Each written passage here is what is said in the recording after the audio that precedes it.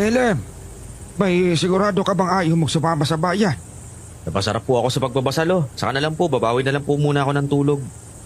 O sige, diyan ka na ha. Kasama ko itong si Leia. Kulang na daw ang rekado niya sa ensalada. Si Sirena po ba, isasama nyo rin? Gusto ko sana. Pero masama pa rin daw ang pakiramdam niya. Ayun nasa kwarto niya. Bahala ka na pakitignan mo na lang ha. O sige po. Huwag kang bantay sa lakay ha. You can get sued for that. O hindi po ako ganoon, tita. Ikaw, nag-i-issue ka talaga. O sige, lalarga na kami. Ipahinga mo na rin yung mata mo. O sige, bye-bye. Ingat po kayo, ha? Makabalik na nga sa kwarto ko. Antok na talaga ako. Mang Igbe, kapag po bumalik si na Lolo, pakisabi na nasa kwarto lang po ako. Matutulog muna ako, ha? Salamat po. Serena, nasa kwarto lang ako, ha? Kung may kailangan ka, sumigaw ka lang. Ay, tulog nga muna ako.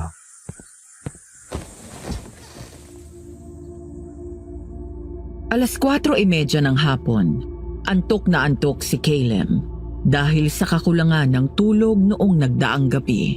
Paanong hindi? Buong gabi siyang nagbasa. Namalaya na lang niyang tumilaok na ang manok.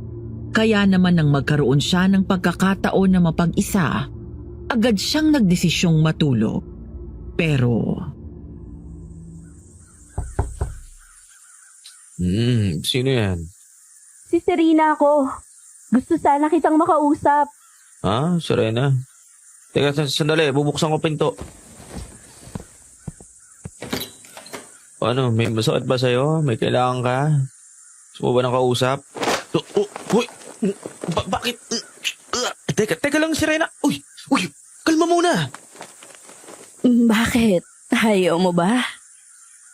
Hindi pa nga ako nagsisipilyo eh. Baka mamaya amoy panis yung laway ko. Tapos mamaya may tinga-tinga din ako.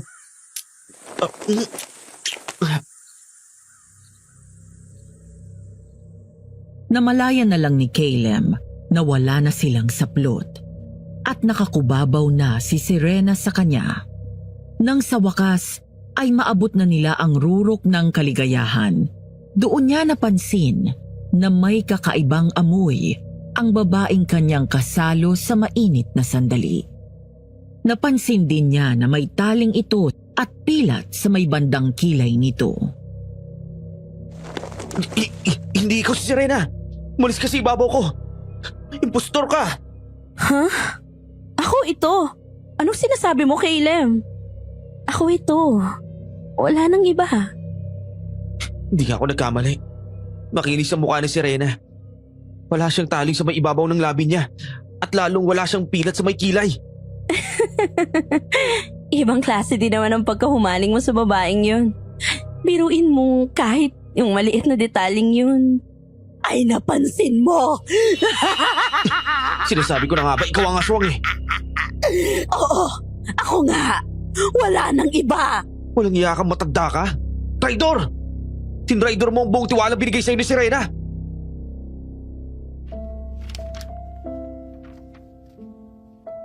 Gabi ng Mayo 5 taong kasalukuyan. Nagpapahangin ako sa veranda ng aming bahay.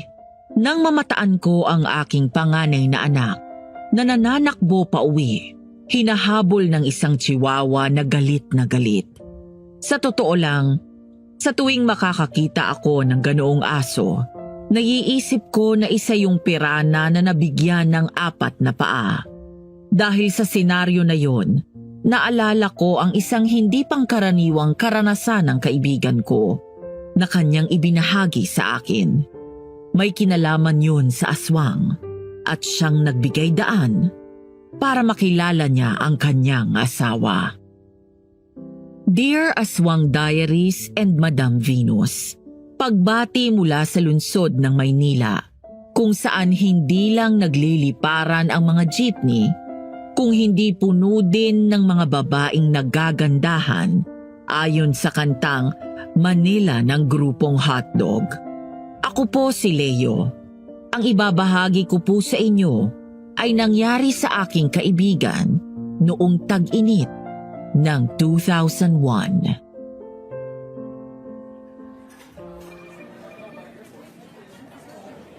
Ganun ba? Kahit magbayad na lang ako ng doble, baka naman pwedeng maisingit mo kami sa schedule. Hindi? O siya, sige, bye. Pera na ang inaalok, ayaw pa. Ano ba naman yan? Ang init-init na nga. Tinubuan na ako ng buwang araw sa likod at liig. Kailangan pa rin nating mag-commute. Hindi naman alis ang farmhouse ni Lolo eh. Kaya nga tayo nag-trans passenger dahil kailangan nating makita agad ang lolo mo. Yeah. Iskolasisi issue. I can understand your panic. Not. Anong not ka dyan? Nagpanik kami ni Kuya nang marinig namin ang balita. Imagine kung may bata pa natatawag sa aming ate at kuya. Horror! Aba, papasa na yung apo namin. Really, tita? Naniniwala kayo na makakabuntis pa si Lolo? Kailan mabung maliitin ang virility ng lolo mo. May kasama akong consultant. 75 na siya pero nakabuntis pa. At wag mong sabing anak sa iba nung babae. Actually, 99.99% ang match nila nung sanggol nung ipatest niya. Alright. Sabi niyo eh. Well, it's not that... I don't want to see Lolo, pero are you sure dyan sa napulot yung chismis ni Daddy? It's from your mom. May natanggap siyang tawag mula sa high school batchmate nila ng daddy mo. Nabanggit daw na may babaeng naglalabas-masok sa farmhouse ni Papa at FYI ho, that's a legit source. Well, I don't see why it's our concern. Matagal nang balo si Lolo. Can we just let the old man have his fun? Wala namang masama kung fun lang ang ginagawa ng lolo mo. Wala tayong paki doon. Nag-aalala lang kami ng daddy mo na baka mamaya piniperahan na nung babaeng 27 years old si Papa. Lolo's got more than enough money. Perahan man siya, hindi niya ikakahirap yon. Nalalahanin niyo, baka nanlalalaki yung chinching ni Lolo. Grabe, bata pa pala. 27 lang. Samantalang si Lolo, 75. Kahit sino, hanap na mas reliable na partner. Ay, bakit hindi ko kagad naisip yan? Oo nga no, kailangang mapuntahan natin si Papa sa lalong madaling panahon.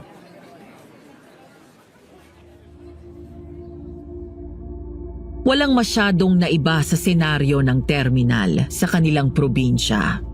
Mausok, maalikabok, madaming tao. Ang katabi noong palengke ay buhay pa. Lumawak pa nga kumpara sa naaalala ni Caleb. At dumami na ang nagtitinda. May sikat na mall na yung katapat at may footbridge na rin doon. Ang paborito nilang lugawan ng lolo niya ay naroon pa din. Dahil walang pasabi, wala silang sundo nang dumating sila sa terminal. Ang haba naman ng pila. Abot kaya tayo sa susunod na biyahe? Sa tingin ko pa nga pa tayo. Ako naman, baka magkalat na ako sa jeep. Saka yung CR dito. Miss! Miss! Yuhu! Ay, bakit po? Bibili kayo ng baboy? Murang-mura lang po ito. Hindi, itatanong ko sana kung saan ang CR dito. CR? Kubeta. Oo, CR, palikuran. Doon. Doon sa dulo. 5 pesos lang. Kailan, dito ka muna ha. Ikaw, Pogi. Baka gusto mong bilhin itong baboy ko. Mura na lang para sa'yo. Hindi, miss. Salamat sa pag-aalok. May babuyan ng lolo ko at... iyang tatak na yan. Alin? Itong nasa may bandang pigi ng baboy?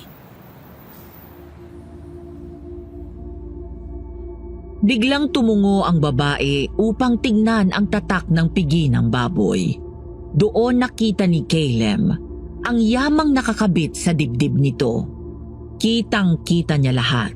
Dahil bukod sa maluwag ang kwelyo ng round neck t-shirt nito, wala itong suot na pansalo upang itago yun. Agad na nakaramdam ng kakaibang init sa katawan si Caleb. Dahil talaga namang maganda ang hubog ng katawan noong tindera ng baboy.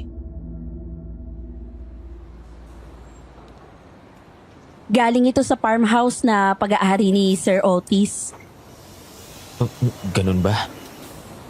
15 na lang po sa inyo, sir. Kukunin niyo na ba? Dalhin ko na dyan sa inyo. Saka na lang, Pogi.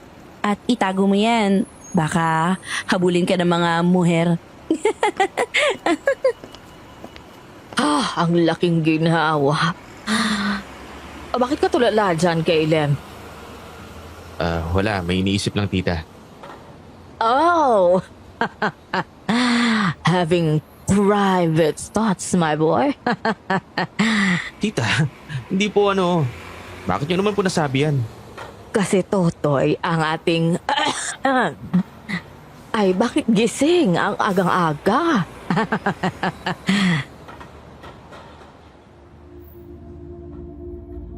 Dala ng hiya. Walang nagawa si Caleb kung hindi magpaalam na pupunta muna sa banyo, Madam Venus. Hindi po makamundong lalaki ang kaibigan ko, lalong hindi siya mahilig mag-isip ng mga ganoong bagay sa mga babae. Hiyang-hiya siya sa kanyang sarili na madali ang tinapos ang kanyang problema sa banyo at agad ding lumabas para lang makabangga ang babaeng gumising kay not so little Caleb. Oops, miss. Dahan-dahan ka. Okay ka lang. Teka, ikaw? Hoy! Si Pohogi! Salamat sa pagliligtas sa akin, ha? Oh, hoy! Ano ginagawa mo? Ano kinakapa mo ako? Pwede naman tayo dito. Malayo pa naman ang pila ninyo, di ba? Teka, pwede yung kamay mo. Wala kang dapat ipag-alala. Hindi tayo masyadong mapapansin dito. Dahil tago ang sulok na to.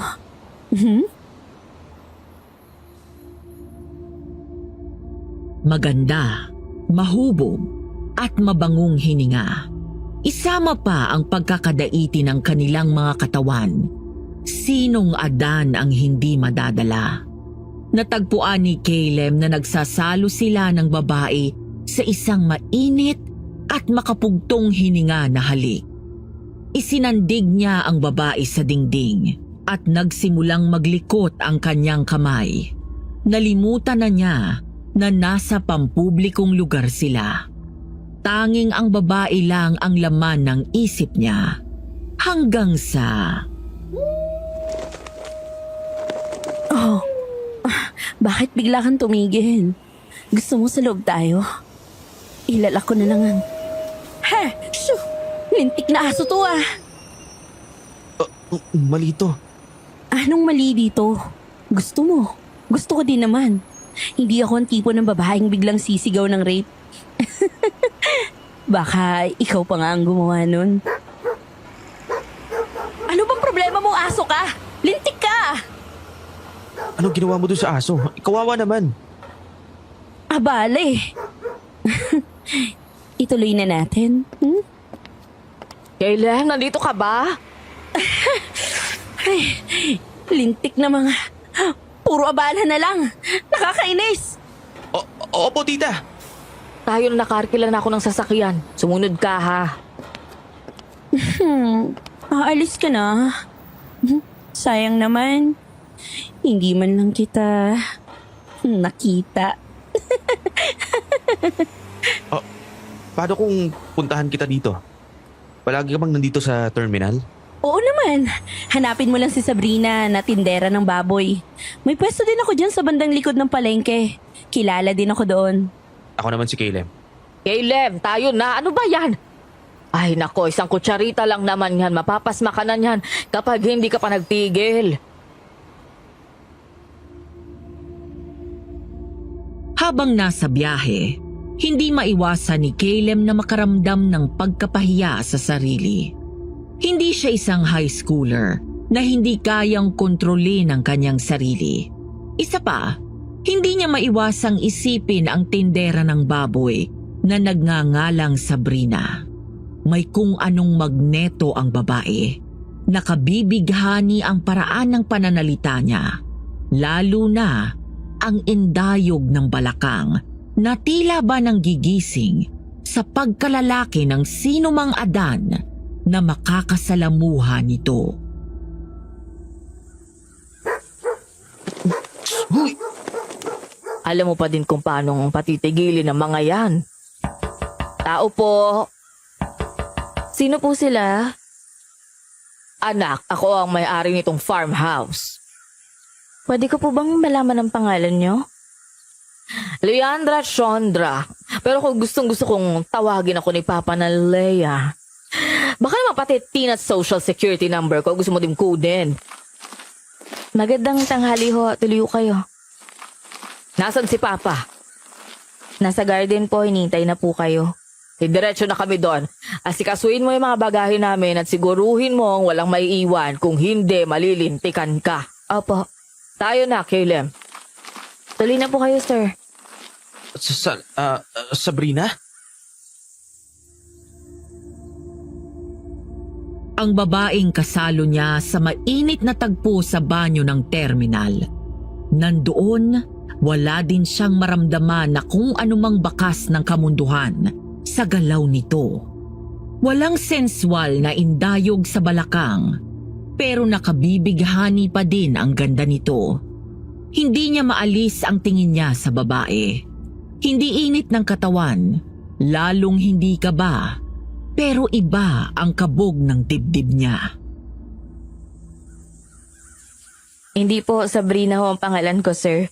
Mukhang napagkakamalan niyo lang po ako. Ano to? Bagong uri ng self-induced amnesia? Theater play? Ito pa ang chikinini na iniwan mo sa leeg ko, ha?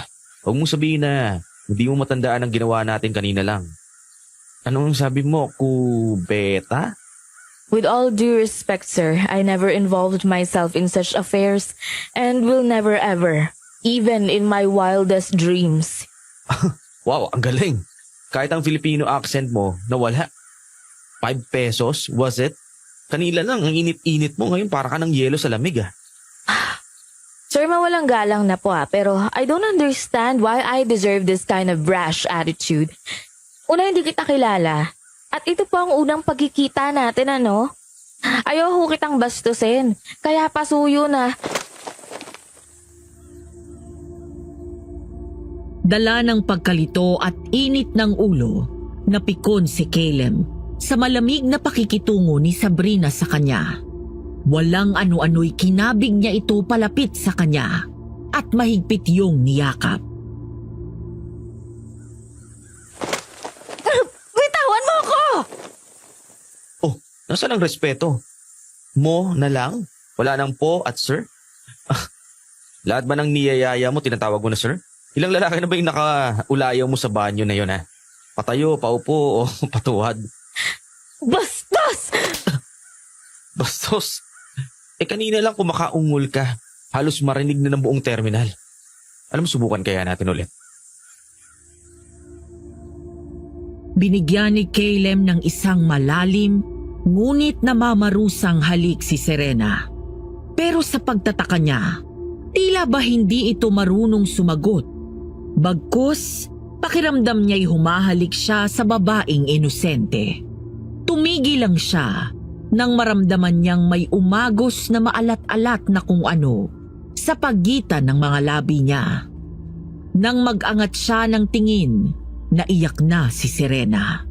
Ang luhaan na mukha nito ay naghatid ng kirot sa kanyang dibdib.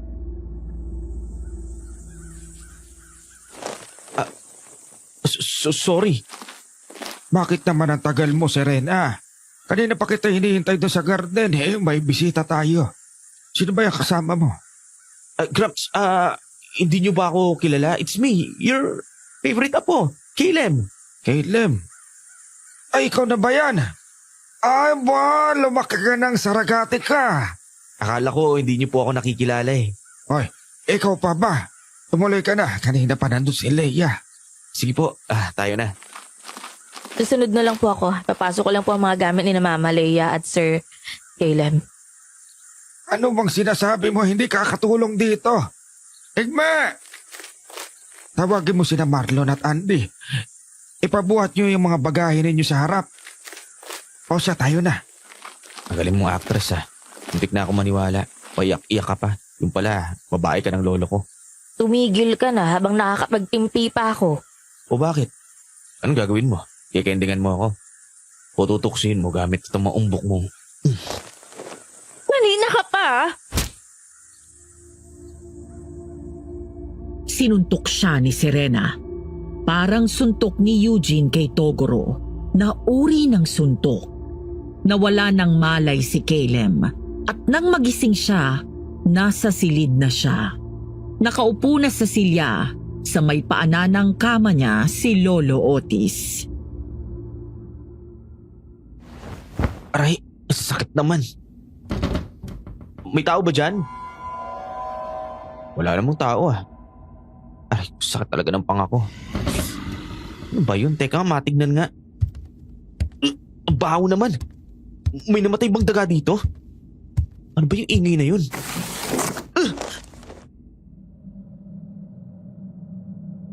Sinalubong ng madidilaw na pares ng mga mata si Caleb nang buksan niya ang bintana. Isa yung nilalang na may kulubot na mukha. Kulubot din ang kalbong ulo noon, berde ang balat. May ilong nakahalintulad sa baboy. Ang bibig na tulad sa linta, ngunit napapalibutan ng mga maliliit pero matatalas ng ngipit. Oh, tama nga ako. Gising ka na. Bakit ka humihiyaw? Anong ginawa mo dyan sa may bintana at nasa sahig ka pa? Cramps! May nakita po akong... Ano, tikay utal na utal? Cramps, sa tingin ko po may nakita akong aswang. Ano? Aswang? Dito? Di yata nayugyug na yung utak mo nang sungtukin kita kanina. Lupit ng kamao ko ano. Ano pong nangyari? Gusto kitang sermonan. Pero sa right hook na natanggap mo, palagay ko sapat ng parusa yun sa'yo. Ibig niyo sabihin, may nanuntok po sa akin? Oo. Sinuntok ka ng babaeng dinakma mo yung ang pag-upo. Ano bang ugali ang tinuro sa'yo sa ibang bansa iyo? Paging bastos. Abandaig mo pang lasinggero sa kanto eh. Grams, it's not like that, okay? Kung ano man po yung pagkakakilala nyo sa babaeng yun... Karating mo pa lang naman. Kung magkapanghusga ka ng tao, akala mo naman alam mo lahat. Ay, nako, nagbago ka na. For the worse. Habang nandito ka, sana makita mo na dapat you will change for the better, not for the worse. Grams, makinig naman po kayo. Umuwi kami ni Tita Leia para sa inyo. I think tama si Tita. You're being taken advantage of. Tama na. Ikaw at si Leia, alam niyo kung ano-anong ginagawa niyo. Kung hindi ka na nahilo, magkita tayo sa garden ha. Kakausapin ko kayo. Aray, sak talaga ng pangako. Sandali. Oh, ano namang ginagawa mo dito? Manununto ka na naman. Alam mo, papatulan na kita. Papatulan na kita. Gunggong, papatol ka pala. Bakit ka nanginginig dyan? Hindi ako nanginginig ha. Ano tingin mo sa akin? Takot sa'yo? Oo, ano ha? Sarap mong pitikan ng apdoy. Pinapatawag ka na ng lolo mo, bilisan mo daw. Pakiramdam ni Caleb ang daming nangyari. Magulo pa din ang isipan niya. Sino ba talaga si Sabrina? Isang babaeng naghahanap ng aliw sa terminal? Babae ng lolo niya? Babaeng may split personality? Hindi niya alam. Pero isa lang ang sigurado siya. Kakaiba ang atraksyong nadama niya nang muli niya itong makita nang pagbuksan sila nito ng gate. At hindi yun init ng katawan lang. Sumama na lang kayo sa amin pagbalik ng Europe. Nandun si na kuya at maalagaan ko rin kayo. Kaysa kung sino-sino na lang ang kasama nyo dito sa farmhouse. At anong nangyari sa mga hayop ko? Sa mga halaman ng ina ninyo na naiwan? Mga hayop at halaman talaga? May buhay ang mga yan. Binuusan yan ng ina ninyo ng oras at pagmamahal. Paano kung pabayaan ang mga yan? Isa pa at matanda na ako. Gusto ko dito sa Pilipinas ako mamamatay at mailibing sa tabi ng nanay ninyo. Talaga lang ha? Hindi ba dahil sa batang-batang babaeng binabahay ninyo? Anong sinabi mo? At yung babaeng yan, narangatayo sa tabi nyo ang kinakasama ninyo, hindi ba? Ako?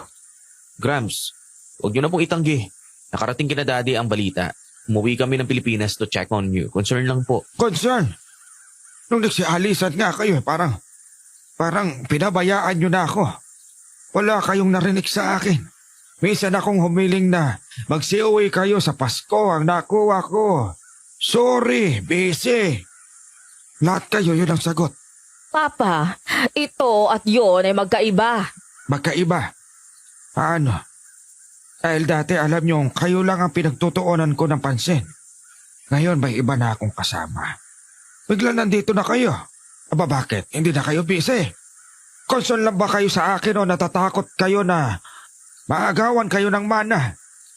Binulag na kayo ng lintik na babaeng yan at ikaw, hindi ka na nahiya? Lolo mo na pinapatulan mo pa? Masahol ka pa sa mga bayarang babae. Tama na yan! Mga mangma, mga walang sentido kumon. Ang batang ito ay hindi ko babae. Anak ito ni Cortez. Si Serena yan, inaanak ko, masaya na kayo. Walang lingong likod na nilayasan sila ni Lolo Otis. Pero nagpahanda pa din ang matanda ng masarap na hapunan para sa kanila. Tensyonado ang hangin sa farmhouse. 1 linggo na ang lumipas pero hindi pa din sila kinikibo ni Lolo Otis. Hanggang sa isang araw, nang naiwang mag-isa sa farmhouse si Caleb kasama si Aling Romina, ang yaya ni Serena mula pagkabata. Ha? May tao ba dyan? Wala naman. Ay, nakuha mo pa akong ipakagat sa aso ninyo. KG kang aso ka. Marindi ka nga dyan. Anong... Aswang! Sa takot ni Caleb nanakbo siya palabas ng banyo ng kanyang kwarto. Umabot siya hanggang sa salas at nagsisisigaw. Tanging bimpong panghilod ang nahagip niyang pantakip sa kanyang maselang parte ng katawan. Aswang! May aswang sa banyo ng kwarto ko! Tulong! Bakit? Anong nangyayari sa'yo? May aswang sa banyo ko! Aswang! Nako, baka naman nagkakamali ka, iho. Baka pusa lang yun. ¡Qué barbaridad, Caleb! Have you gone insane? What's this indecent display? Wala kang saplot? May sabon ka ba sa katawan, iho? Tita, may aswang po sa banyo! Aswang? Anong nangyayari dito? Narinig ko na lang na nagsisisigaw itong si Caleb. Nang takbuhin ko, eto na ang dinatdan ko. Pero maganda pala ang katawan na itong pamangkin mo, Leia. Gandang katawan lang. Kita mong takot na takot sa aswang? Anong nangyayari? Bay, bakit kayo nagtitipon Anong katarantaduhan niya, Kayla? May dalaga dito, ganyan ba ang kultura dyan sa abroad, mga bastos? Gramps, let me explain. Magdapit ka na muna. Saka na tayong mag-usap. Ako na humihingi na paumanhin para sa apo ko, ha?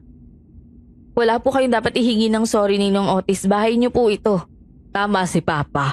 Ako man ay humihingi ng sorry para kay Caleb. Nakakahiya ang mga pangyayaring ito. Wala ba lang bang kukuha sa panig ko?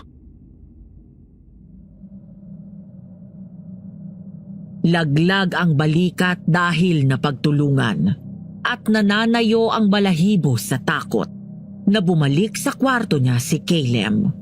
Wala na ang aswang pero nangangani-ngani pa rin siya. Kaya naman iniwan ni Caleb na nakabukas ng kaunti ang pinto ng banyo. Pero wrong move pala dahil... God muffin it. I've never felt so humiliated in my entire life. Totoo naman na may aswang eh. Ako pang nasabihan na bastos. Hindi ako exhibitionist, no?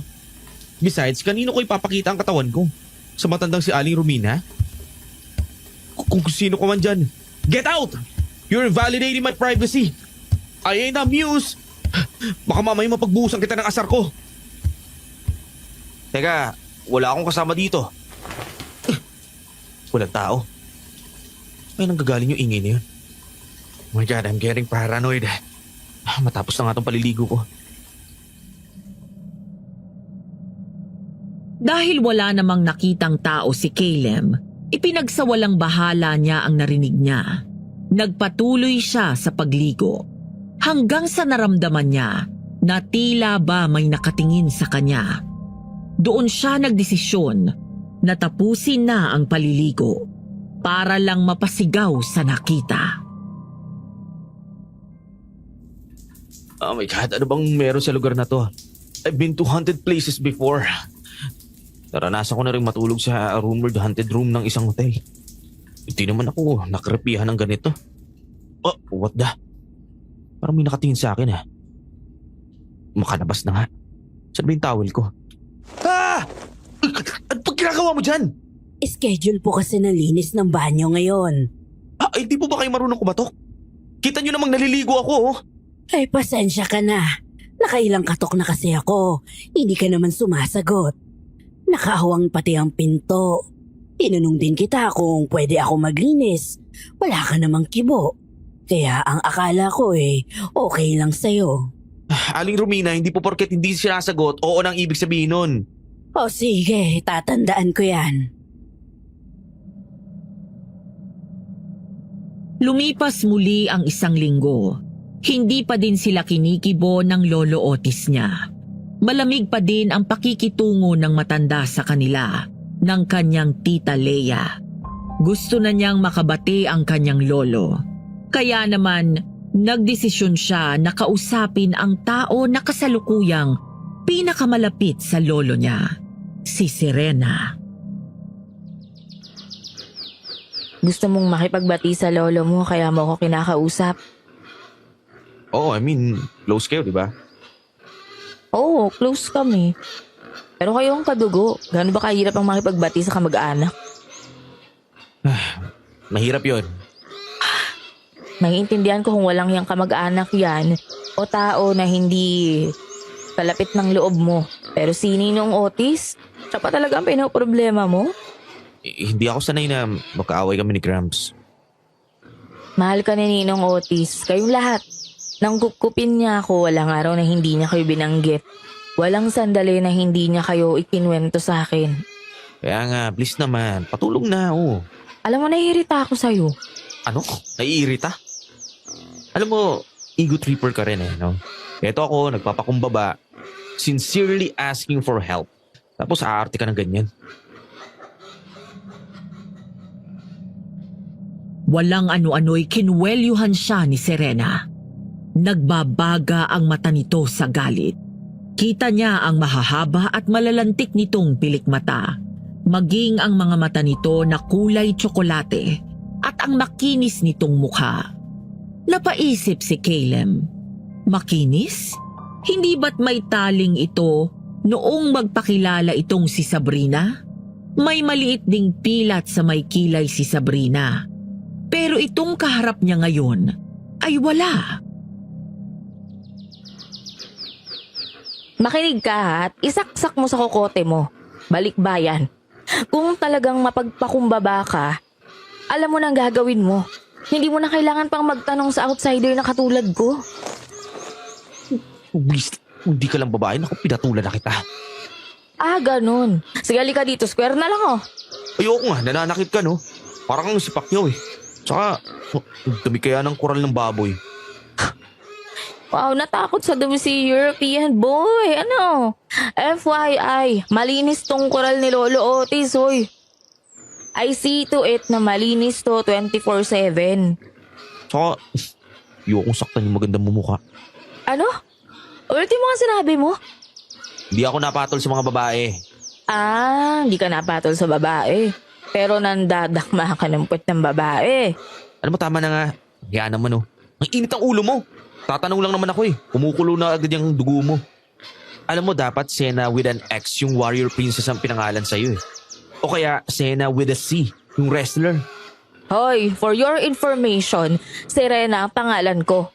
Latin yon, minang serene, calm, peaceful, ganon. Oh, ang tanging Sirena lang sa'yo yung pangalan mo, no? Dapat kasi Sabrina ang pangalan ko pero nabingi ang midwife, sabi ng mama ko. Sabrina, which means patient. Ang dinig ng midwife, Serena. Parehong hindi bagay. Gunggong ka kasi. Pati pangalan ko, pinupuntir yan ito. Paano naman ako magiging gunggong? Gusto ko lang makipagbati sa lolo ko. Alam mo, ang damot mo. Sasagot ka lang naman eh. Ang sungit-sungit mo pa. Ayaw mo yata magkabati kami ni Crumbs eh. Sorry. Yan, ganyan. Sorry ka. Okay lang. Hindi mo naman... Ako? Mag-sorry sa'yo? Sinuswerte ka. May amats ka ba? Kakasabi mo lang ng sorry. Hoy, Ungas, hindi ako nagsasorry sa'yo. Bakit? May narinig ka bang kasama na I'm yung sorry? Baka feelingero nito. Then why say sorry? Naghanap ka ng sagot paano makabati si Ninong Otis, 'di ba? O sinagot na kita. Isang simple pero sincero na sorry. Sapat na dun sa matanda yun. Nagawa niyo na ba yun ng tita mo? Sabi ni Caleb noong nagkukwento siya sa akin, parang nag-gut punch siya sa narinig niya. Ang simple ng solusyon, kinailangan pa niyang magtanong. Mula sa kural, tinahak niya ang kwarto ng tita Lea niya para kausapin ito. Para planuhin paano nilang kakausapin si Lolo Otis. Diretso na sana siya nang mapansin niyang nakaawang ang pinto ng kwarto niya at may naririnig siya na kung ano mula sa loob noon. Oh, nila ko naman yung pinto kanina. Anak nung, sino kaya yung nandito? Baka naman si Gramps. Gramps, are you there? Huh? Baboy bang nakatakas? At dito sa kwarto ko pumunta? Ano ba yun? Aling Romina? Ay, Aling Romina na hindi na dalaga. Sir Caleb? Ano bang ginagawa niyo sa brief ko? Teka, ba't niyo sinisinghot? Ano kasi, nadapa ako. Naghalo ang malilinis sa madudumi. Kaya eto, inaamoy ko. Pero kailangan niyo pa ba talagang amuyin yan? Okay lang ba kayo? Nako, nahihirapan nga ako, oh. Ang babango. Hindi ko masabi kung ano ang madumi sa malinis. Well, mawalang galang lang ho. Baka pwedeng bitawan niyo na ho yan, yung mga yan. Ako na lang pong bahalang umalam, okay?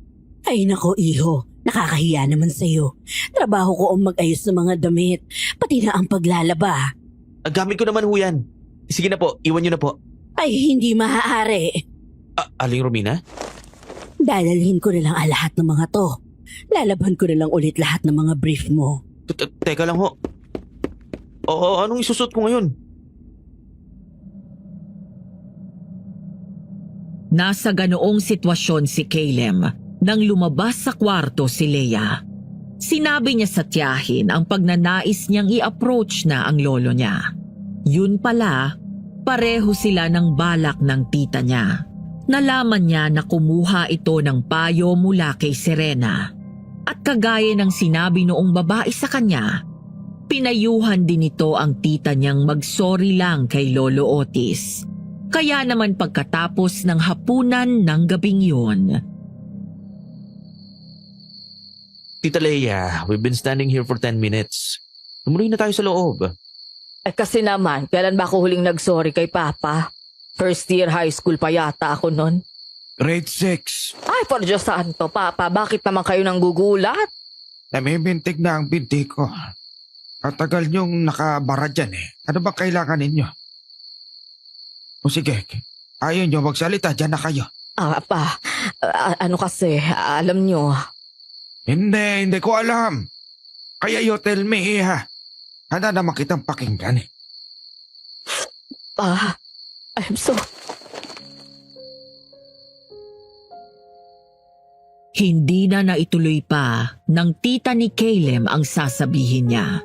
Basta hinagip na lang silang pareho noong matanda at mahigpit na niyakap. Kasunod ang tig-isang halik sa noo.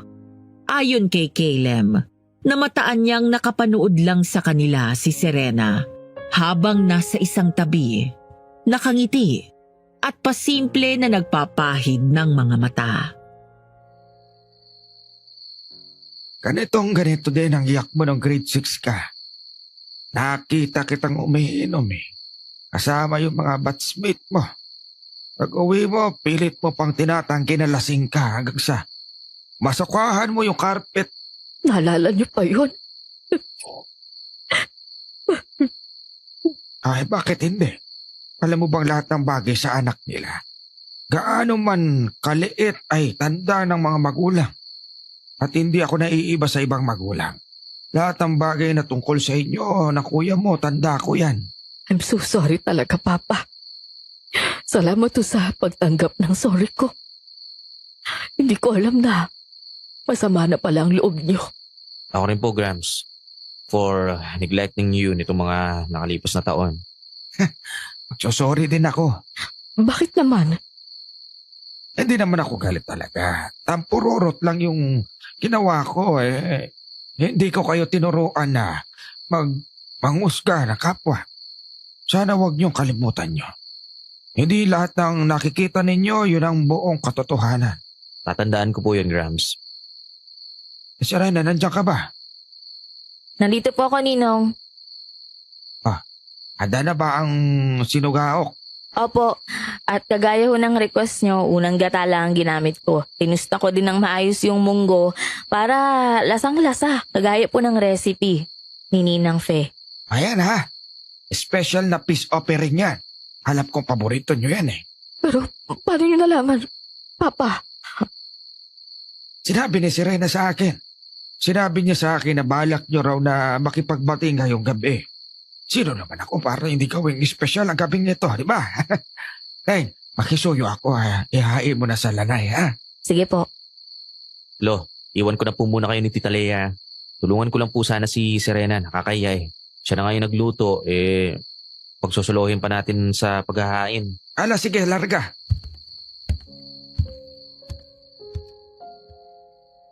Pero ang totoo, gusto lang ni Caleb na magpasalamat. Inabutan niya na nagsasandok ng sinugaok si Serena sa mga mangkok. Kita niya sa mukha nito ang iba yung saya. Tila ba sariling pamilya nito ang nagkaayos. Bakit ka sumunod? Ang lakas talaga ng pakiramdam mo, no? Dahan-dahan na nga ako naglalakad eh. Hindi kita naramdaman. Kita ka sa refleksyon ng kaldero, so bakit ka nandito? Ginusto ko lang magpasalamat. Kundi dahil sa'yo, baka hanggang ngayon, di pa rin kami kinikibo ni Grams. Tama ka nga. All it took was our sincerity. Wala yun. Naimiss lang kayo ni Ninong. Sana dalasan nyo yung dalaw sa kanya. May edad na yan si Ninong. Sa ganyang edad, ang gusto lang niyan, makasama yung mga mahal na sa buhay. Bala ko na dito na muna ako sa farmhouse para may makasama kayo ni Grams.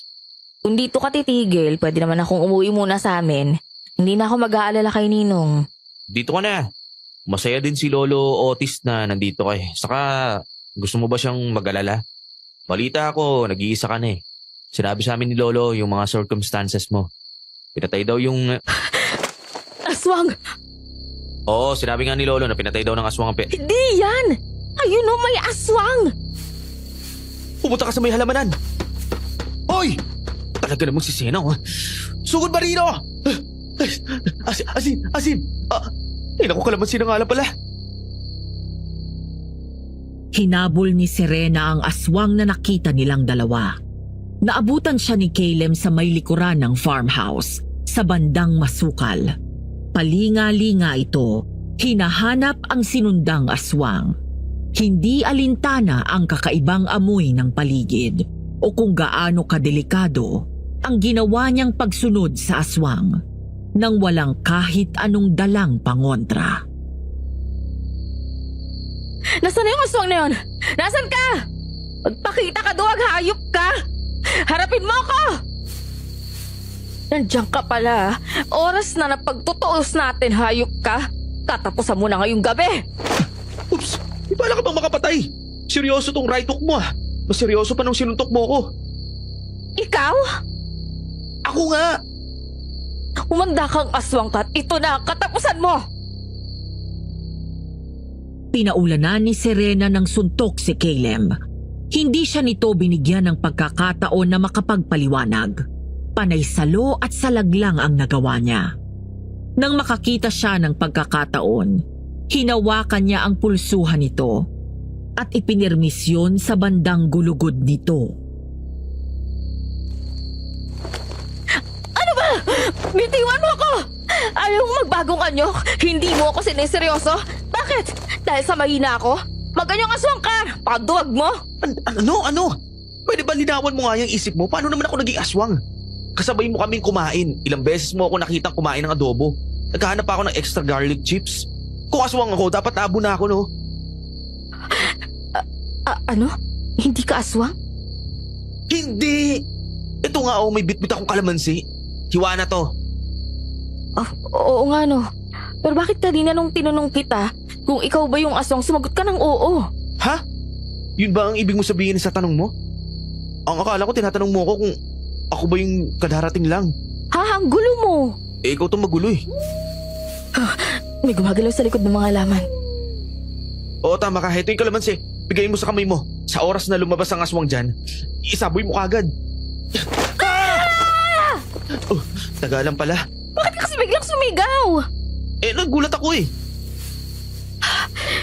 Nagalang din siguro yun. Pabayaan na nga lang natin. Magandang gabi sa inyo. Aling Romina!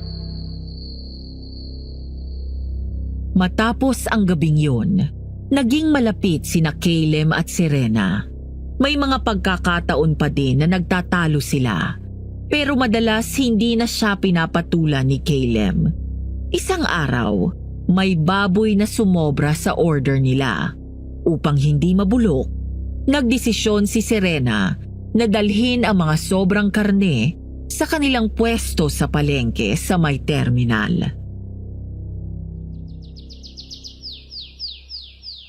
Nag-aalala ako sa iyo, Hindi ba pwedeng si Romina na lang ang umasikaso niyan? Gabi na po bago pa makauwi si Yaya. Mas maganda po kung may habol ko ito ngayong umaga para may pagmalaki natin na bagong katay. Paano kung nandun na naman ang bumastos sa iyo? Buti na lang talaga nakita ka ng pulis na kakilala ko. Mag-iingat po ako. Ayos lang po, Grams. Samahan ko po si Serena. Wala po akong ginagawa eh.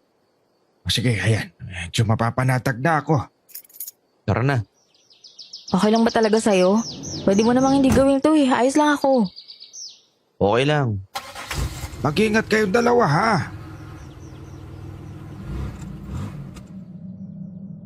Nang makarating sa terminal, agad silang sinalubong ng mga tauhan ni Lolo Otis na nagbabantay din sa pwesto nila sa palengke.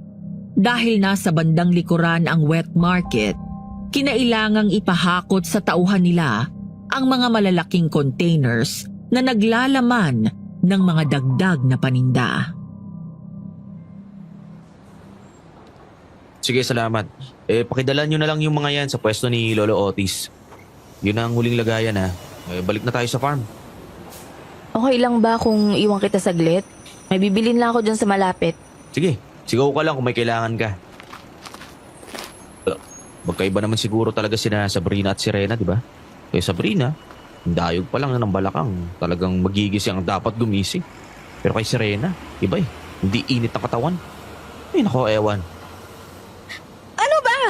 Sinabi ng bitawan mo ako eh. Hindi ko alam ang sinasabi mo. Ngayon lang kita nakita. Pare, pasuyo na ako. Pakibitawan mo ni inaanak ng lolo ko. Anong problema? Pilit kasi niya ako tinatawag na Sabrina eh. Ilang beses ko na nga sinabi, hindi ko nga pangalan yun. Ayaw pa rin niya akong bitawan. Ang sabi niya...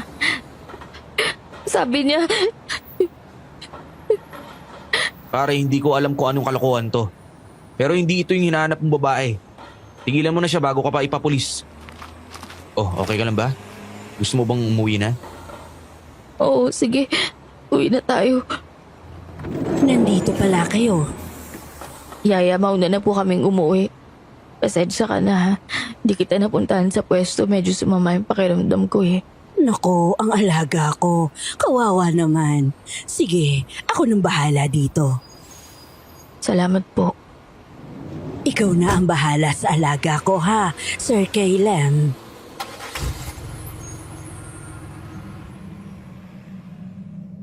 Habang pauwi ng farmhouse, malalim ang iniisip ni Caleb. May naalala siya sa paraan ng pagsasalita ni Aling Romina. Napansin din niya na may taling ito sa may labi at may pilat sa bandang kilay. Bagay na mayroon din si Sabrina. Napailing bahagya si Caleb. Imposible ang naisip niya. Napatawa siya ng bahagya.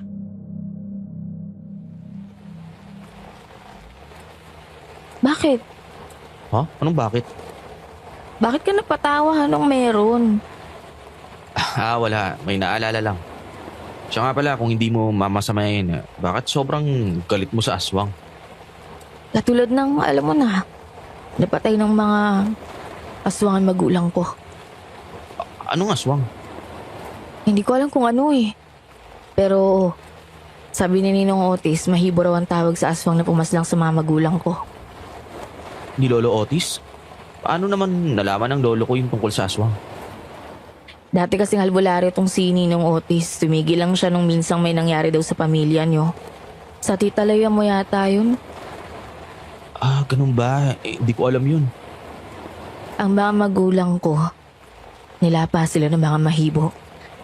Kinain ng mga ari nila at puso. Ang isang mahibo ay napatay ng lolo mo habang ang isa ay nakatakas.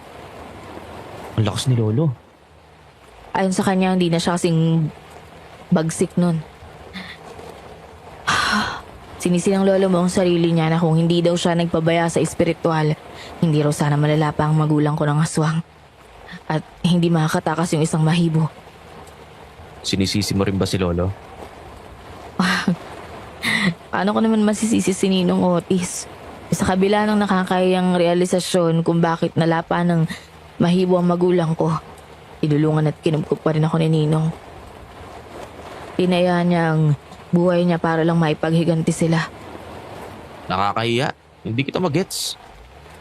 Nilalamon ng mahibo ang kanyang biktima kapag nasa rurok na yun ang pagnanasa. Natagpo ang hubot-hubad ng mga magulang ko.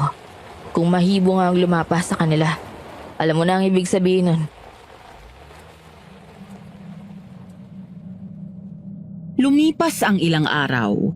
Puno ng mga isipin si Caleb. Ano ang nangyayari sa paligid nila?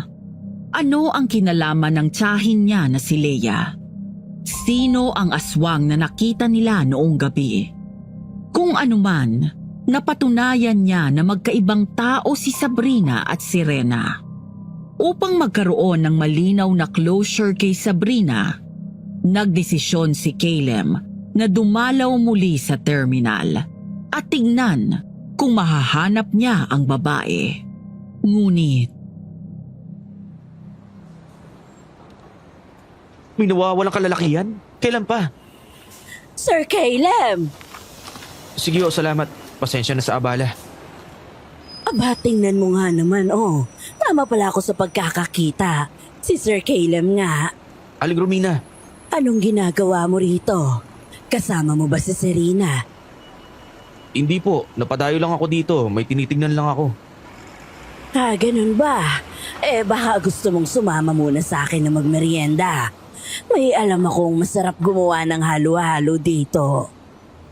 Sige ho. Masarap nga ho ano. Paborito yan ng alaga ko. Kahit anong topak o lungkot noon, kapag dinala ko siya dito at pinakain ng halo-halo na yan, ngumingiti na yon. Ganun po ba? Nakakatuwa naman po malaman yan. Ano bang sadya mo dito? Baka matulungan kita. Parang ang dinig ko ay may itinatanong kang tao kay Doray. Ay yung si Ador ho. Si Ador? Yung kargador ng mga gulay? Bakit? Dayo lang ang isang yan dito. Lingguhan kung maparito yon. Tinawag niya pong Sabrina si Serena tapos pilit pong isinasama. Dahil may serbisyo daw na hindi tinapos. Nabitin daw siya. Ano? Inawakan niya ang alaga ko? Oo, takot na takot nga raw po si Serena kaya inuwi ko na po kaagad pagbalik. Abay, loko yung si Adora. Hindi magandang ginawa niya. Alam niyo po kaya kung kailan saktong nandito yon? May itatanong lang po sana ako. Ay, hindi eh. Kung kailan maghatid ng gulay ang amo nun, yun din ang punta nun dito. mga ilang araw pa ang nagdaan. Muling dumayo si Serena sa terminal. Sa utos ni Lolo Otis, sinamahan itong muli ni Caleb. Habang papunta sa terminal, ay panay pa ang biruan nila hanggang sa... Kay dami namang tao, oo. Ano kaya meron? Parang may harang nga ng tape ng pulis dun, oh. Teka, ito may dumadaan tatanong ko. Kuya, ano meron? Anong nangyayari? Oh, Serena, ano daw sabi ng lalaki? Teka, ba't ganyan yung itsura mo? Caleb, naalala mo pa ba yung lalaki na pilit akong hinihigit at sinasama kung saan? Yung bastos na kargador, yung adorang pangalan. Oo, bakit? Wala na siya. Natagpuan siya sa ibabaw ng mga kaig ng repolyo. Wala sa plot at wala na ang kanyang bahagi ng... Ilang araw na naging usap-usapan sa terminal, maging na mga kapitbahay ni Lolo Otis ang nangyari. Habang si Caleb naman ay punong-puno ang isipan ng pag-aalala. Hindi niya maintindihan, pero noong mga nagdaang araw, pakiramdam niya ay may parang nakasunod na mga mata sa kanya. Wala naman siyang nakikita, pero hindi mawala ang pananayo ng balahibo sa batok niya. Isang gabi, habang nagpapahangin siya sa may lanay ng farmhouse. Oh, Caleb, bakit gising ka pa? Can't sleep. Ipapahangin lang ako, baka sakaling antukin na. Mind if I join you, iho? Ah, hindi naman. Go lang, tita. Let's enjoy the night breeze together. Kwentuhan tayo saglit. Mga siguro, ganitong panahon yon. Ang alin, tita? Yung araw na nalaman namin ni Papa ang totoong pagkatao ng fiancé ko. Summer noon at may crescent moon din sa kalangitan. Nagkayayaan kaming uminom ng mainit na kape. And one thing led to another. You mean... Oo, exactly what you think it means. Seryoso? Teka, kabilang ang usapan Bakit napahantong sa ganun? Ay, ganun talaga. Pero that steamy scene sa pagitan naming dalawa turned into an instant horror flick. Bakit? As we were about to do the deed, alam mo na, yung mismong aksyon. Isang simpleng, ako ba ang una na tanong ang ibinulong niya sa akin? Siyempre, proud akong sumagot ng oo. At doon na nangyayari ang bangungot. Paanong bangungot? Bigla na lang nagbago nga yung fiancé ko. Naganyong aswang na berde ang balat at may mga kulugo at malilit na bukol sa katawan na naglalabas ng malagatas na likod yung may pusit. Napakalansa. Grabe. Umangil siya at bigla na lang niya akong nilaslasan ng dibdib gamit ang matatalas at mahabang kuko. Doon na kami dinat na ni Papa. Ano po ginawa ni Lolo Otis? Babatuhin sana ni Papa ng pangontra ng aswang pero hindi na niya nagawa. Bakit? Sa natitirang katinuan ng fiancé ko, nilabanan niya ang pagkaaswang niya. Nilaslas niya ang sariling leeg niya. Ay! Aling Romina? Sorry po. Dumulas po ang kamay ko. Nako, bago yung sorry, tingnan na muna ninyo yung nabubog kayo. Yaya, anong nangyari? Ay, Neneng. Dumulas ang aking kamay. Sabi ko naman po kasi sa inyo, ipabuhat nyo na sa iba yan eh. Ay, hayaan mo na. Babayaran ko ang mga ito sa sweldo ko. Huwag mo akong sweldohan hanggat hindi napupunan ng halaga. Yaya, alam mong hindi ito tungkol sa pera. Paano kung mabubog kayo? Delikado yun. Alam niyo namang may kalayuan ng ospital dito. Mang Igme! Pasuyo na po, pakiwalis na lang ho to. Ay, nandiyan pala kayo. Good evening. Good evening din naman sa'yo. Pupunta na muna ako sa kwarto ko. Okay, sige, Yaya. Sweet dream. Ay! Yan na nga ba yung sinasabi ko eh. Aba, bakit? Di na yung dumudugo yung binti nyo. Yaya naman eh. Sinasabi ko mag-iingat ka. Hala, umiyak na siya. Kitang-kita ni Caleb kung paanong iniyakan ni Serena si Aling Romina. para itong bata na natakot. Niyakap naman ito ng matanda at inalo habang tinatapik-tapik ang likod. Sobrang lapit talaga ng inaanak ng lolo Otis niya sa yaya nito. Minsan nang nabanggit sa kanya ng lolo niya na si Aling Romina ang nag-alaga kay Serena mula pagkabata. Napatitig sa kawalan si Caleb. Ay, tahan na ikaw, Serena. Maliit lang naman ang sugat ko. Titigil din agad ang pagdurugo nito.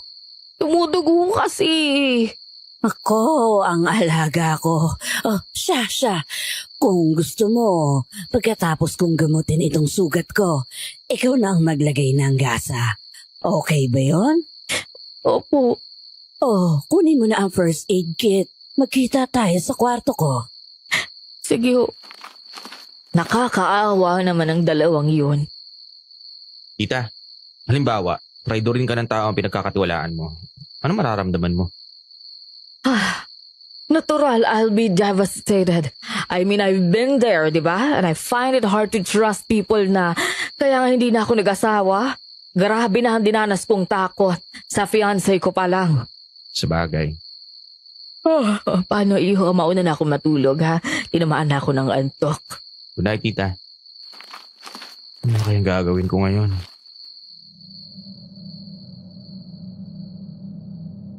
Nagpaalam si Caleb sa lolo Otis niya kung pwede niyang basahin ang mga aklat nito na naglalaman ng karunungang itim. Nagtataka man, pumayag ang matanda nang hindi na nagtanong sa dahilan niya. Ang tanging naging bilin sa kanya ay huwag siyang bibigkas o babanggit ng kung anuman sa libro nang hindi muna kumukonsulta sa kanya. Ito ang maiinom mo, Sir Caleb. Salamat po, Aling Romina. Parang naririnig ko po may nag-start ng sasakyan. Si Sir Otis umalis. Kasama sila Serena at Ma'am Leia. Pupunta sila sa plaza dahil may maliit na tiyanggi daw doon ngayon. Hindi ka na niyaya ng lolo mo dahil alam daw niya na abala ka. Tama naman si Lolo. Ano ba yung mga binabasa mo? Parang napapansin ko yata na panay ang basa mo nitong mga nagdaang araw. Ilang beses ko na ding napapansin na kahit 10 oras na ng gabi, bukas pa din ang ilaw sa kwarto mo. May inaaralan po. Hindi natin alam kung kailan kakailanganin ng mahal natin sa buhay itong proteksyon at panlaban sa masamang puwersa. Pag-alis ni Aling Romina, nag-angat ng tingin si Caleb. Sa paglampas nito sa isang salamin sa dingding, nang hilakbot si Caleb sa kanyang nakita. Napasigaw siya, bagay na ipinagtaka ng matanda.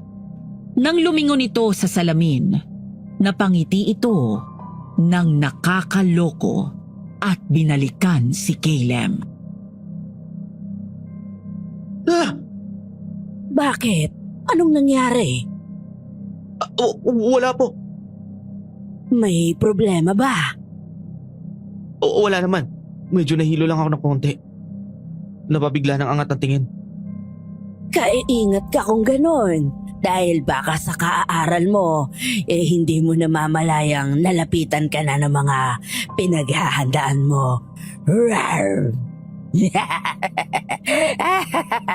Sige, dyan ka na, Totoy. Pinanood ni Caleb ang papalayong likod ni Aling Romina. Bumaba ang tingin niya sa maindayog nitong balakang. Sensual. Yun ang salitang rumihistro sa utak niya.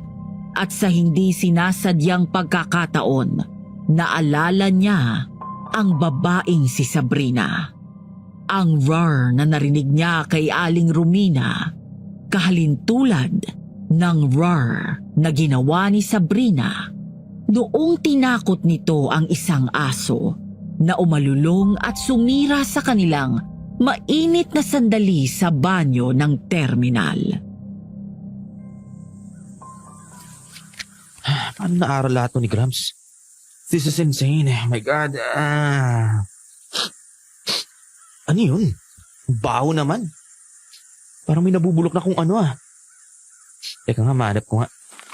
Dito Dito sa likod ng mga halaman. Tindi ng amoy. Naku po! Aray! Serena? Oo, ako nga. Diyos me naman, Caleb, kanina pa kita tinatawag. Ang baho, ano yun? Huwag mo Sino ba gawa nito? Hindi ko alam. Sinundan ko lang yung amoy ko. At yung wasak na katawan ng baboy yung natagpuan ko. Pero hindi lang baboy ang natagpuan nila. Naulit pa ng ilang beses ang pagkakatagpo nila ng mga patay na hayop. Pabo, kambing, aso, maging ang mga manok ay hindi nakaligtas. Hanggang sa 2 sa mga boy ng farmhouse ang nagpaalam. Matapos mawala ng isa sa mga trabahador ni Lolo Otis. Ang huling balita ay sumama ito sa isang babae na nagngangalang Sabrina, nakahawig ni Serena. Huwag kang masyado mag-alala, Serena. Nakahanap na ako ng pabalit sa mga umalis na tauhan natin. Naiiyak ako sa inyo, Ninong. Hindi ko po sila naikahit na huwag umalis Wala tayong magagawa kung yun ang gusto nila. Ang inaalala ko, Gramps, yung naririnig ko na kamukha daw ni Serena yung babae. Oo, pero may ilan naman nagsasabi na madali daw malaman na hindi itong si Serena yung babae. Mabuti naman ho kung ganun. Ayoko na rin po na maulit na may bumabastos kay Serena Ano nga ho palang balita kay Kuya Ador? Doon sa kargador ng gulay, wala pa ring lead. Binigay na lang sa lokal na pulis at doon sa pulis patola na si Nestor. Nalintikan na. Naawa nga ako Gawa ng mas madami pa ang natuwa sa pagkamatay ni Ador. Ano naman napaka-pabling ng isang yon. Nalaman ko na may ilang babaeng nabuntis pala yung ungas na yun at di pinanagutan. Karma na niya yun. Tama naman. Pero gaano man kasama ang isang tao, wala pa rin karapatan na kahit sino na ilagay ang batas sa kanilang kamay. Maliban na lang sa pagtanggol sa sariling buhay. Ano nangyari dyan sa kamay mo? Yaya, ano yan? Nabanlian ka ba? Kaunting galos lang ito. Parang hindi naman po kaunti yan. Halos sunog na huwing kamay ninyo Ano ba yun? Parang nagkakagulo ang mga tauhan. Papa! Papa! Anong problema, Leia? Ano tumahangos ka? Yung binatang anak ko ni Mang Igme isusugod sa ospital. Abay, bakit? Hindi ko nga rin maintindihan basta ang sabi ng ilang boy natin, nag-uwi ho ng babaeng servants quarters tapos bigla na lang nilang narinig na naghihiyaw. Nagdaluhan daw sila at nung makita nila putol na yung kabahagi. Nasaan daw po yung babae? Aswang daw Aswang? Dito sa ari-arian ko. Baka walang nababalitang aswang dito kahit kailan. Maliban doon sa isang isolated case ng mga magulang nitong si Serena. Buti nakaligtas pa yung anak ni Mang Igme. Aksidente lang habang nagpapambuno daw yung aswang inatabig nung binata yung garapo na may asin at mantika na ginamit bilang gasera nung nag-brown out. Kahit sino naman mapapaisip, babaeng kamukha ni Serena. Si Ador na kargador ng gulay na natagpuang wala ng buhay at yung anak ni Mang Igme. Kinutuba ng masama si Caleb. Nasa paligid lang nila ang aswang. Hindi ba't sinabi din ni Serena na isa lang sa aswang ang napuksa ng lolo niya? Paano kung naipilig ni Caleb ang ulo niya? Hindi tama na maghinala siya sa kasama nila sa bahay. Sabi na tama ako ng makakakita kagabi. Good morning, Gramps. Good morning ka dyan. Ito ang kape Nangingi ka raw kay Aling Romina. Ako na nadala. Got anything to say, Gramps? Natuwa lang ako na inaaral mo ang espiritual ng pamilyang ito. Pero hinay-hinay lang. Singitan mo rin ang pahinga. Ang pag-aaral ng ganyan ay nangangailangan ng malinaw na kaisipan at malusog na pangangatawan. Hindi ho, naghihinay-hinay ang kalaban. Mukhang hindi na din ho nangingilag eh. Parang naghahamon na. Minsan mas mabuting hindi pumatol. Matagal nyo nang alam. Tama ba, Gramps? Oo, matagal na. Pero wala pa naman siyang ginagawang masama. Na may direktang kinalaman sa mga tao sa paligid ko, inaayaan ko na lang siya. Gramps, enabling bad deeds yun eh. E di ganun ka rin. Alam ko, Apo, pero kagaya natin, kailangan din nilang mabuhay. Kailangan niyang mabuhay. Kapalit ang buhay ng iba. Hindi ba't gano'n naman talaga? Kinakatay natin ang baboy, manok, baka at iba pang mga hayop para kumain tayo. Hindi na naging sisiw ang mga itlog dahil piniprito na at inaalagaan natin ang mga yon. Magkaibang bagay yun. Ang mga hayop meant for consumption. Livestock nga, di ba? Ganon din naman tayo sa mga aswang. Hindi ko sinasabing tama na hayaan na lang sila. Pero mayroon tinatawag na balanse. Kung di ka hinaan, huwag mo nang salingin. Kahit pumatay at kumain sila ng tao? Ang sawa ba, susunugin mo lahat at papatayin mo hanggang sa ma-extinct. Dahil lang sa kumakain ng tao. Ano naman ang mga daga at di pa pang mga peste na kinakain ng sawa. Kaya inaayaan na lang ninyo. Sa ginagawa niya ngayon, mapapahamak siya kapag hindi siya nagtigil. Pero hindi kita pinipigilan sa ginagawa mo. Huwag ka lang masyadong nagpapahalata. Meaning? Ibig sabihin, hindi lang ikaw ang marunong gumalaw, iho. Hindi ko gustong makitang malagay sa alanganin si Leia, ikaw at si Serena. Baka kahit ganito na ang edad ko ay maging diablo ako. Hindi ba, Romina? Tama ho iyon, Sir Otis. Kanina pa ho kayo nandyan? Nakakarating-rating lang niya. Sakto sa parting sinabi ko na, hindi ko kayo gustong malagay sa kapahamakan. Paanong? Sa pangamoy, Romina. Matalas ang pangamoy ko. Amoy kitang parating. Bago ka pa nakalapit sa amin. Salamat sa pagpili mong manahimik. Patintaying matapos ang pag-uusap namin ng apo ko. Pero batid ni Caleb na hindi naghintay si Aling Romina. Naniniktik siya sa usapan nila.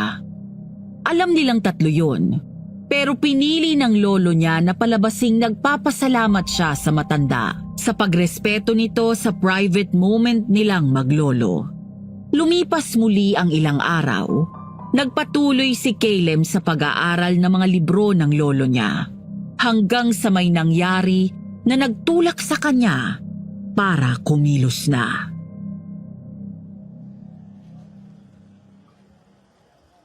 Ganda ng benta ngayong araw. Mabuti hindi pa rin lumilipat yung mga suki. Tapos ka na bang mag-ikot? Dadaan muna ako sa lugawan. Bibili ko lang lugaw si Yaya. Hindi siya sumama sa pagbabantay ng pwesto ngayon eh. Sama raw yung pakiramdam. Ilang araw na siyang ganun simula nung nabanlian siya.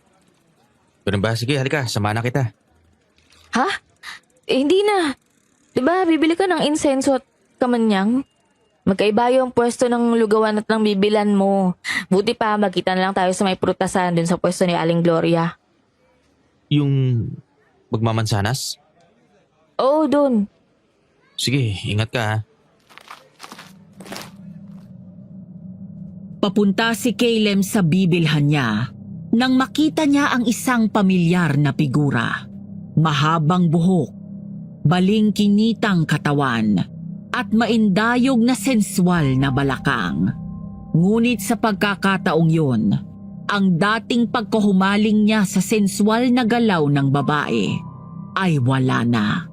Ni kaunting hibo ay wala na siyang madama. Matiim niyang tinitigan ang likod ng babae at parang nakaramdam ito. Diretso tumingin yun sa kanya nang lumingon mula sa kinatatayuan.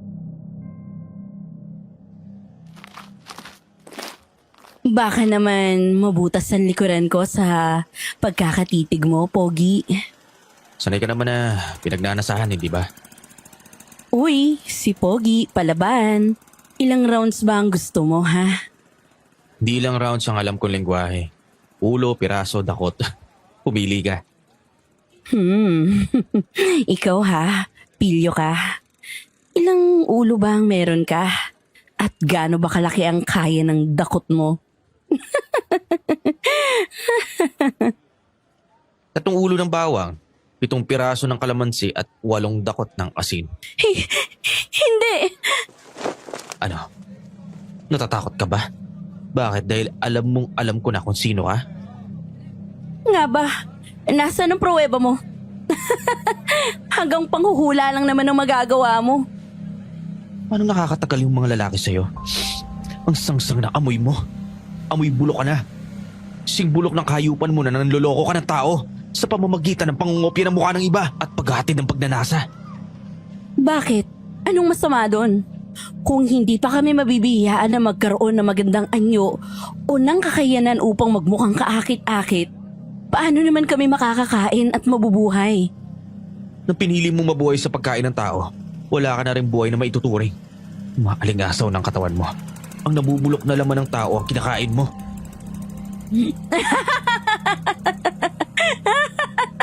Tandaan mo lang na minsan mo akong pinagnasaan. Hindi lang balahibo ang tumayo sa'yo. Nasaan ang bawang mo? Puro ka lang yabang. Nasa bulsa ko. Kung ako, kaya mong maamoy. Ako din. Mas matalas pa ang pang-amoy ko sa'yo. Bertod lang ang dala mo. Diyan ka na nga.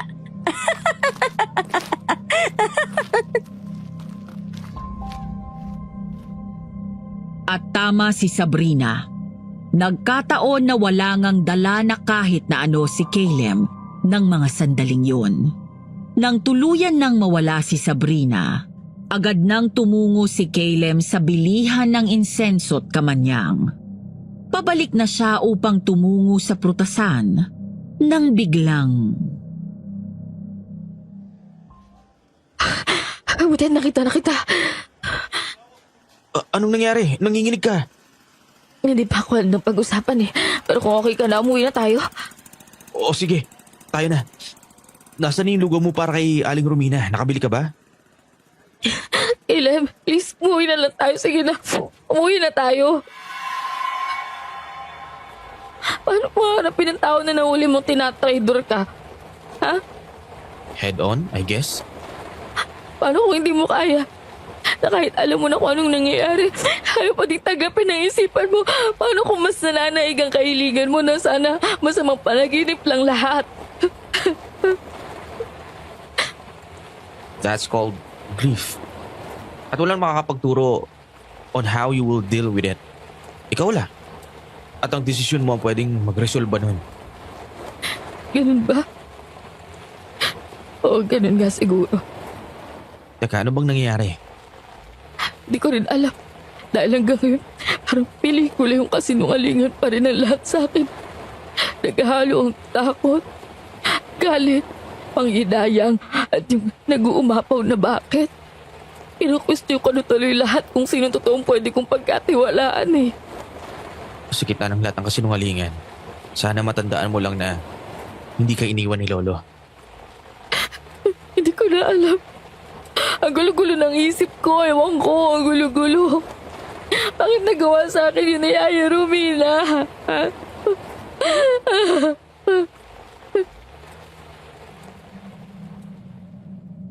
Hinayaan lang ni Caleb na mag-iiyak si Serena.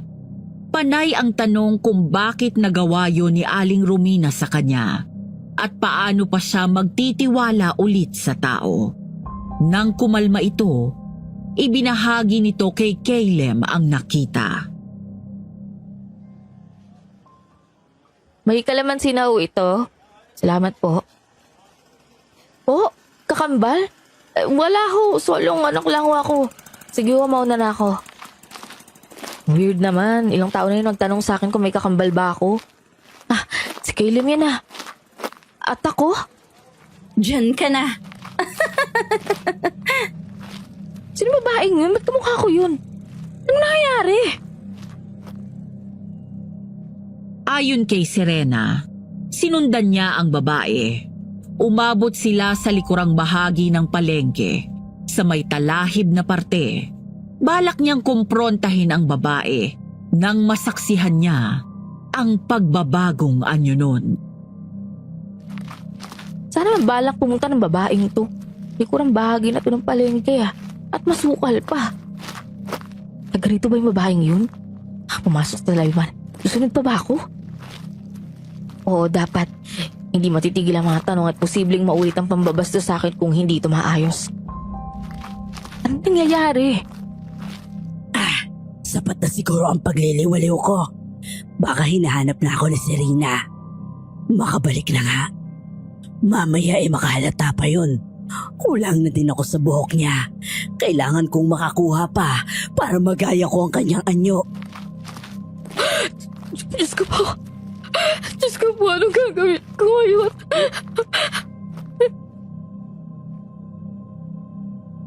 Matapos magkwento, hinayaan lang ni Caleb na muling mag-iiyak si Serena.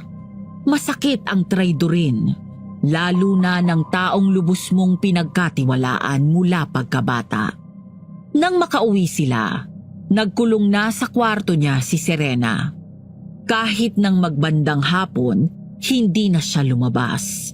Pinagbigyan siya ni na Lolo Otis at Caleb sa hiling niya na wag muna silang makialam. Pero nanatili silang nakabantay para makatulong sa kanya anuman ang mangyari.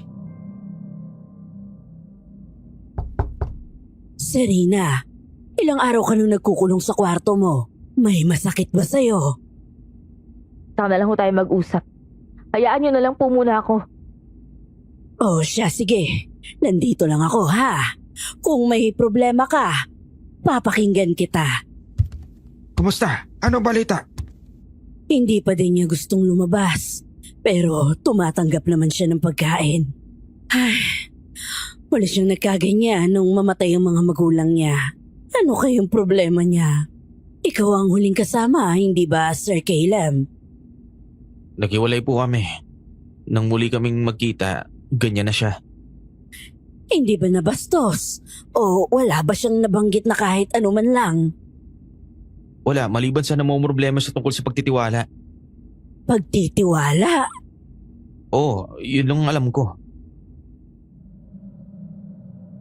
Ang tiwala kapag nasira, hinding-hindi na maibabalik.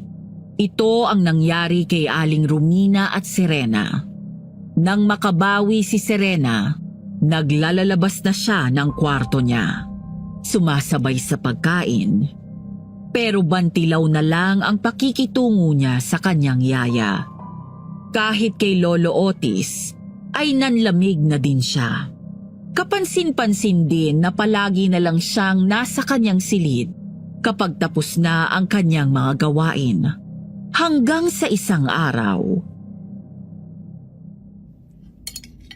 Nagpuyat ka rin naman kagabi. Nakita ko ang ilaw sa kubo, baka mabaliw ka niyan. Hindi naman po, Grams.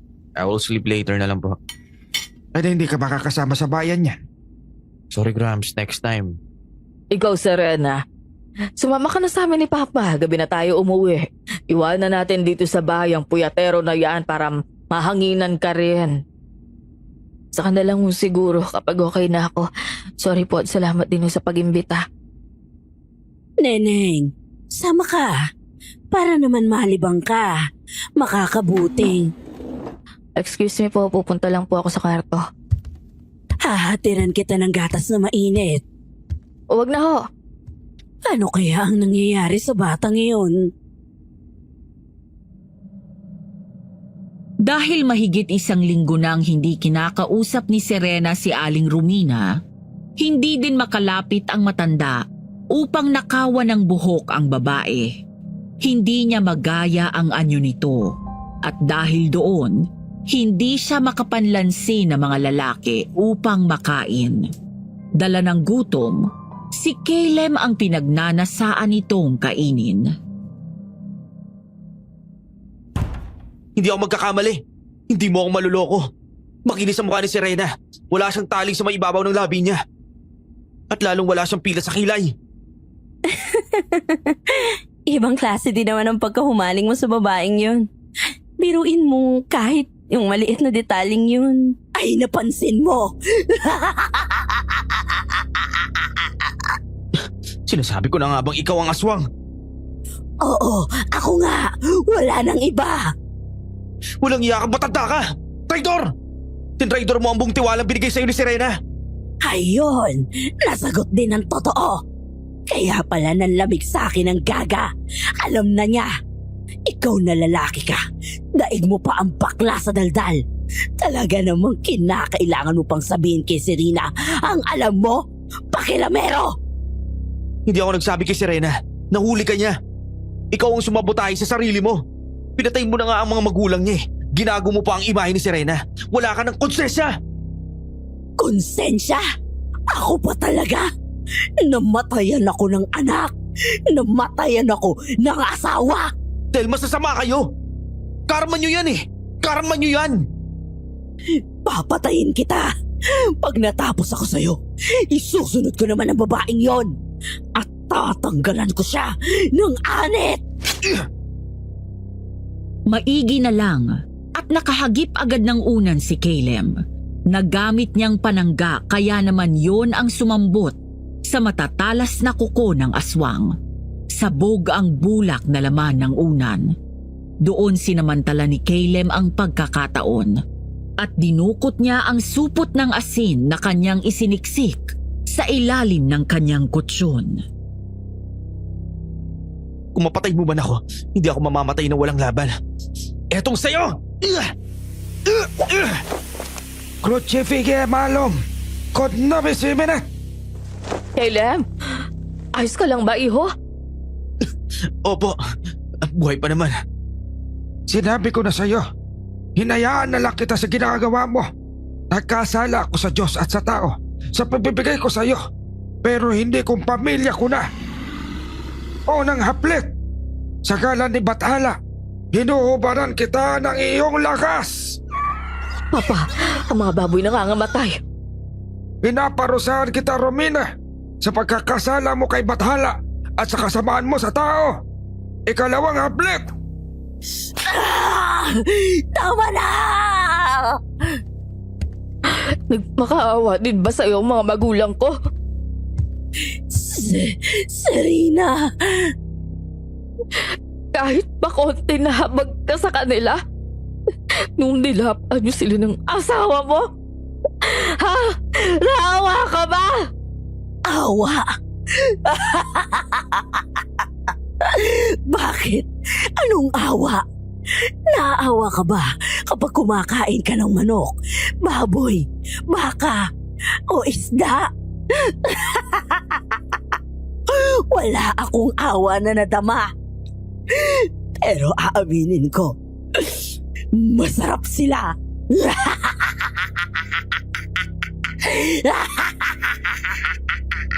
Hayop! Hayop ka, demonyo! Sinalubong ng yakap ni Caleb si Serena upang pigilan itong makalapit kay Aling Romina. Puno ng latay ang katawan ng aswang na anyong tao na. Ngunit maging si Lolo Otis ay mukhang may tama din. Ayon kay Caleb, makailang beses ding nagdura ng dugo ang matanda. At nang sa wakas ay bibigyan na ito ng pinal na haplit ni Lolo Otis. Bumalik ka na sa dilim na iyong pinagmula. Pagbayaran mo ng walang hanggan ang iyong mga kasalanan. Ikatlong haplit, Amang Bathala, sa'yo po ang huling haplit.